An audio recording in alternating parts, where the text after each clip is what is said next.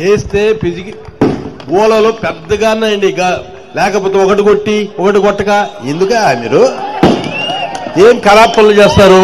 వస్తే మీ ఇల్లు బాగా గట్టిగా కొట్టండి. నేను మీకు ఎమ్మెల్యేగా ఉండే కదా, నా సంగతి మీకు బాగా తెలుసు కదా. మరి కొట్టేవాళ్ళు బాగా దర్జాగా కొట్టండి, లేకపోతే వెనక్కి ముందుకు లాగుతారు ఎందుకు? బెల్లవాళ్ళు దొరికారు అందరూ.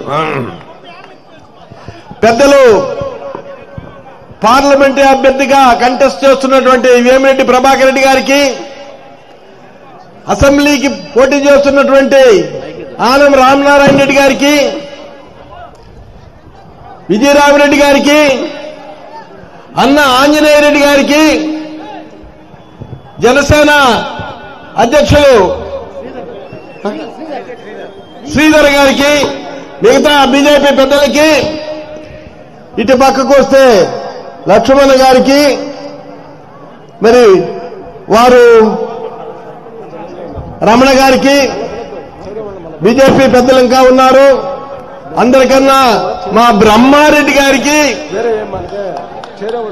ఈరోజు ఈ కార్యక్రమాన్ని అరేంజ్ చేసినటువంటి పెద్దలందరికీ, ఈ వేదిక మీద ఉన్నటువంటి గొప్పవారందరికీ, వేదిక కింద ఉన్నటువంటి ఆత్మకూరు నియోజకవర్గ మరిపాడు మండల పెద్దలందరికీ, తెలుగుదేశం కార్యకర్తలకి, బీజేపీ కార్యకర్తలకి, జనసేన కార్యకర్తలకి, ఉమ్మడిగా ఉన్నటువంటి ప్రజలందరికీ నా నమస్కారాలు.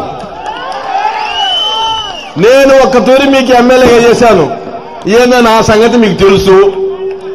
అయితే 4 తూర్లు నన్ను ఉదయగిరి కాన్స్టిట్యున్సీ గెలిపించింది. ఆ క్రెడిట్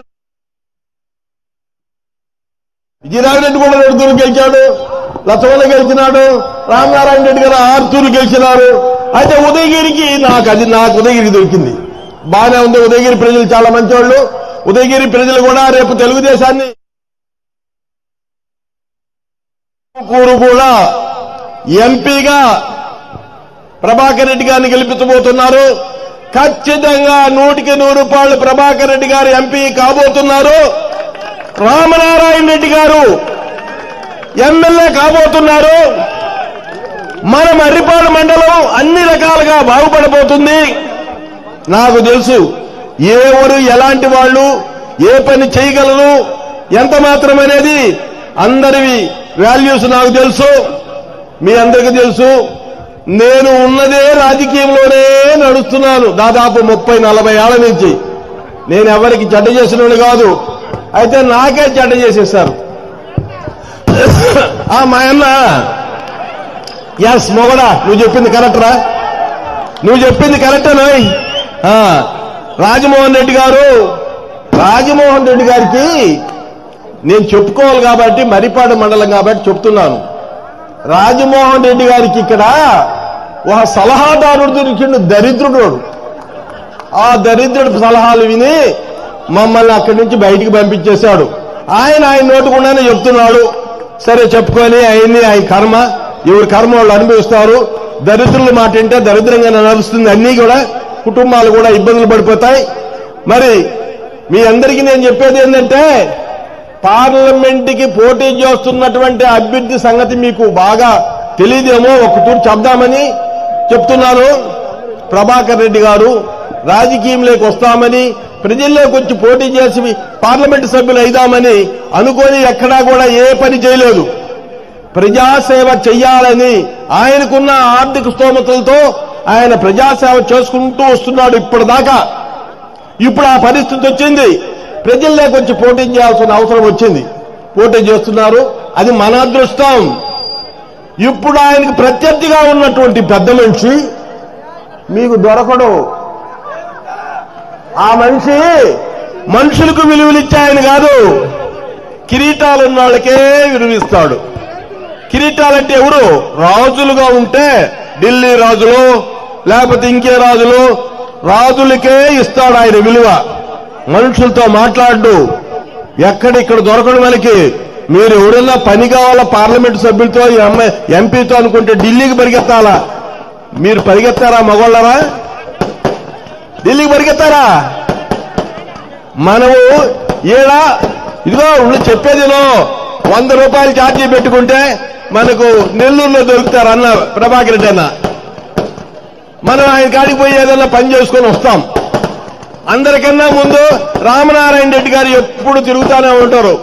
ఉదయం నెల్లూరు బద్దేలి, నెల్లూరు బద్దేలి, నెల్లూరు బద్దేలిలో ఆయన అల్లుడు, నెల్లూరులో ఆయన కాపురం, ఆత్మకూరు ఆయన కాన్స్టిట్యున్సీ. కేకేస్తే పలుకుతాడు, ఫోన్ చేస్తే పలుకుతారు, అందులో సెల్ ఫోన్లో ఎక్కడైనా దొరుకుతారు. అలాంటి వ్యక్తి రామనారాయణ రెడ్డి గారు. రామనారాయణ రెడ్డి గారి సంగతి మీ అందరికీ బాగా తెలుసు. ఆయన ఎంత మాత్రం మనిషి, ఆయన ఆఫీసులతో ఎట్టుంటాడు, పని ఆయన చెప్తే పని అవుతుందా కాదా అనేది కూడా తెలుసు. అందుకని మీ అందరికీ నేను ఒకే మాట చెప్తున్నాను. ఈ నియోజకవర్గ మనిషిగా, మర్రిపాడు మండల ఓటర్గా నేను చెప్తున్నాను, 100కి 100 పాళ్ళు మనం రామనారాయణ రెడ్డిని గెలిపించుకోవాలి. అట్లే ఎంపీ గారికి సైకిల్ మీద, సైకిల్ గుర్తుకు మన ఓట్లు 2 ఓట్లు కూడా 2 ఓట్లు ఇస్తారు.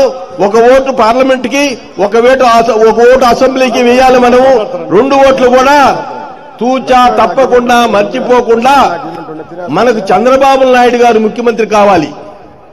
చంద్రబాబు నాయుడు గారు ముఖ్యమంత్రి కావాలంటే సైకిల్ గుర్తు మీద ఓటేయాలి. ఈరోజు మా శాంతమ్మ కూడా ఆమెకి చంద్రబాబు నాయుడు గారు రాష్ట్రంలో ఒక పోస్టు కూడా ఇచ్చున్నారు. ఆమె రాలేకపోయింది. ఆమె కూడా మీకు ఆమె సన్నివేళ ఆమె ఉపన్యాసం కూడా వినిపించాలని రామనారాయణ గారు ఆమెను తీసుకురావాలన్నారు. అయితే కొన్ని పరిస్థితుల వల్ల రాలేకపోయినారు. ఆమె కూడా బాగానే చాకిరీ చేసే ఆమె రోజు మా గ్రామంలో కూడా తేడా వచ్చింది. తేడా లేదనుకుంటున్నారేమో. ఇది వరకు నేను మేకపాటి వాళ్ళ ఇంట్లో ఉన్నప్పుడు, అంటే నువ్వు మేకపాటివాడుగా కాదంటారేమో, అసలు సృష్టించిందే నేనయ్యా. రాజకీయాన్ని సృష్టించిందే నేను. ఈ రోజు చాతావాటాగానో ఒకటి సలహాదారుడు చేరి మా కుటుంబాన్ని నాశనం చేశాడు. అయిపోయింది నాశనం. ఇంతే, చాప్టర్ క్లోజ్ అయిపోతుంది. తర్వాత మళ్ళా ఎత్తుకుంటుంది, ఎత్తుకోపోదేమో. అందుకని మీరందరూ కూడా రామనారాయణ రెడ్డి గారికి ఓటేయాల్సిందే. మనం తెలుగుదేశం గవర్నమెంట్ రావాల్సిందే. రాక్షసుడు పరిపాలిస్తున్నాడు రాజ్యాన్ని. పెద్ద మనిషి పరిపాలించటంలా రాజ్యాన్ని రాక్షసుడు పరిపాలిస్తున్నాడు. ఆ రాక్షసుడు ఎట్టాటోడంటే అమ్మలే, అక్కలా, చెల్లిలే, ఎవరులే, చిన్న ఆయన కూడా ఖతమైపోయినాడు. రోజు ఆంజనేయ రెడ్డి గారు ఆ డిబేట్ లో చూస్తానే ఉంటాం. ఎక్కడ ఎందుకు చంపాల్సి వచ్చింది వివేకానంద రెడ్డి అనే ప్రశ్నలు వేస్తా ఉంటాడు. ఎవరు చంపారో కూడా తెలిసిపోయింది అంటుంటారు. ఎన్ని కూడా అందరికి ఏడ కాదు, బీజేపీకి తెలిసిందంటే దేశమంతా తెలిసిపోయినట్టే. ఈ రోజు ప్రధానమంత్రిగా ఉన్నటువంటి మోడీ గారు అద్భుతంగా డెవలప్ చేస్తున్నాడు భారతదేశాన్ని. మనం కూడా ఒక భాగస్థలం. రాబోయే రోజుల్లో భారతదేశం ఖచ్చితంగా అభివృద్ధి కావాలంటే మోడీ గారు మనకు ప్రధానమంత్రి కావాలా, ఎన్డీఏ ప్రభుత్వం రావాలా, అన్ని విధాలా మన ప్రాంతాలు కూడా అభివృద్ధి చెందాలా, మెట్ట ప్రాంతాలు కూడా అభివృద్ధి చెందాలంటే పెద్ద మనిషి అనేవాళ్ళు పరిపాలనలో ఉండాలా భారతదేశానికి. అట్లే మన ఆంధ్ర రాష్ట్రం కూడా ఆ పరిపాలనలో మంచి ముఖ్యమంత్రి ఉండాలి. అడ్డగోలు ముఖ్యమంత్రి కాదు. ప్రతి శాఖల పరంగా ఏ శాఖలో డబ్బులు ఉంటే ఆ శాఖలో డబ్బులను తీసేసి ఇంట్లో తీసుకొని గోడౌన్లో పెట్టుకోవడం కాదు. అది ఏదో మనకు అర్థం కాలేదు. మరి ఆంజనేయ రెడ్డి ఎప్పుడన్నా నేను చెప్దామనుకుంటున్నా, ఏందయ్యా ప్రతి శాఖలో డబ్బులు లేకుండా జీరో అయిపోతుంది ఆ అకౌంట్, ఆ డబ్బులు ఎట్ట తీసి ఎక్స్పెండిచర్ చూపించుకొని పెడుతున్నారు అనేది నాకు అర్థం కావట్లేదు. ఒక రోజు రైజ్ చేయాలా అని చెప్దామనుకుంటున్నా. కాబట్టి మీరందరూ కూడా ప్రభాకర్ రెడ్డి గారికి ఒక ఓటు, రామనారాయణ రెడ్డి గారికి ఒక ఓటు. ఇంకో రోజు చెప్తాను వివరంగా అన్ని వివరాలు. అందుకని మీ ఏరియా వాడిని కాబట్టి చెప్తున్నాను. నమస్కరిస్తూ సెలవు తీసుకుంటున్నాను. ముఖ్యంగా మీడియా ద్వారా కూడా చెప్తున్నాను, వాలంటీర్లు రాజీనామా చేయొద్దు. గతంలో 5 ఏళ్లు మీరు ఒక పార్టీకి ఉడిగం చేశారు, కూలీల కన్నా హీనంగా పనిచేశారు. వదిలేయండి, నిజాయితీగా ఉండండి. మాకు చేయమని నేను అడగట్లేదు, నిజాయితీగా పనిచేసుకోండి. మీరు ఎన్నికల తర్వాత ప్రభుత్వం తెలుగుదేశంలో వస్తుంది.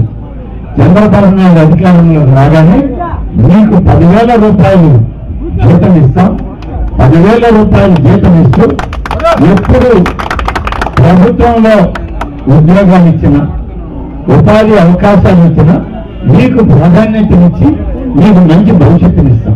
ఇది తెలుగుదేశం పార్టీ కమిట్మెంట్. 5 సంవత్సరాలు ఏనాటి హీనంగా కూలీల కన్నా హీనంగా వాడుతున్నారే, ఇవాళ రాజీనామా మీరు ఏమంటున్నారు అని అది మాత్రం జ్ఞానంగా మీకు ఆ జ్ఞానికి మంచి ఉపాధి లేకే కదా మీ దగ్గరకు వచ్చి 5,000 రూపాయలు నెలకి జీతం. 5,000 అంటే రోజు కూలీ అంట. మీరు అందిస్తున్నారు 20 రూపాయలు కూలీ, రూపాయలు మిషన్ అనుకో నారాయణ వ్యవసాయంలో కలుపు తీస్తారా? ఎంత ఇస్తారు కూలీ? 300 రూపాయలు. 300 నుంచి 600 దాకా కూలీ మీ గ్రామంలో కదా. మీ వాలంటీర్కి ఇచ్చేది ఎంత తెలుసా? నెలకి 5,000. రోజుకి ఎంత పడింది? 150 రూపాయలు పడింది. 150 రూపాయలు ఇచ్చి దినసరి కూలీ కన్నా హీనంగా ఈ వైసీపీ ప్రభుత్వం వాలంటీర్లను వాడుకుంది. ఇప్పుడు వాళ్ళ అవసరానికి మీరు రాజీనామా చేసేయండి, రేపు మేము మళ్ళీ వస్తే మీకు ఇస్తామంటున్నారు. మీరు వచ్చేదే లేదు కదా. ఇప్పుడు మీరు ఓడిపోతారు, ప్రభుత్వం రాదని తేలిపోయింది. మన జిల్లా కూడా రాదు. ఆ శ్రీకాకుళం నుంచి గుంటూరు జిల్లాకే 3 పార్టీలకి కలిపి చంద్రబాబు నాయుడు ముఖ్యమంత్రి అవడానికి 88 ఓట్లు కావాలంటే 140 ఓట్లు వస్తున్నాయి. 140 ఓట్లు అక్కడే వస్తున్నాయి. ఇక మిగతా ఏం పని? కాబట్టి ఆ ప్రభుత్వం వచ్చేదిలే, మీ జీతాలు మళ్ళీ ఇచ్చేదిలే. మీరు రాజీనామా చేస్తే మీ ఉద్యోగాలు పోవడం ఖాయం. నేను వాలంటీర్లకు మనం చేస్తున్నా. రాజీనామా ఇచ్చారనుకోండి, మీరు మళ్ళీ వచ్చే పని లేదు. ఆ ప్రభుత్వం రాదు. మేమా మిమ్మల్ని తీసుకోం, కొత్త పథకానికి ఇద్దాం. రాజీనామా ఇచ్చి వెళ్ళిపోయాక మీకెందుకు ఇవ్వాలి మేము? కాబట్టి ఆ పార్టీని నమ్మొద్దు. ఆ జగన్ రెడ్డి కథం అయిపోయింది. అది దివాలా తీసిన పార్టీ, అది మొత్తం మీద ఎత్తుపోయిన పార్టీ గురించి మనం ఎందుకు ఆలోచిస్తాం? కాబట్టి మీ బిడ్డలు ఎవరైనా వాలంటీర్లు ఉంటే రాజీనామా చేయొద్దని చెప్పండి. 20 రోజులు నిజాయితీగా పనిచేసుకోమని. నాకు కూడా చేయాల్సిన పని లేదు. మేము రేపు వచ్చిన తర్వాత 10,000 రూపాయలు ఇస్తాం. మనకి ప్రభుత్వ ఉద్యోగాల్లో వాళ్ళకి అర్హత ఉంటే ఉద్యోగాలు ఇప్పించాం. ఇంతకన్నా మేము మళ్ళీ చెప్పేది లేదు. ఇది చంద్రబాబు నాయుడు తెలుగుదేశం పార్టీ మీకు ఇచ్చినటువంటి భరోసా.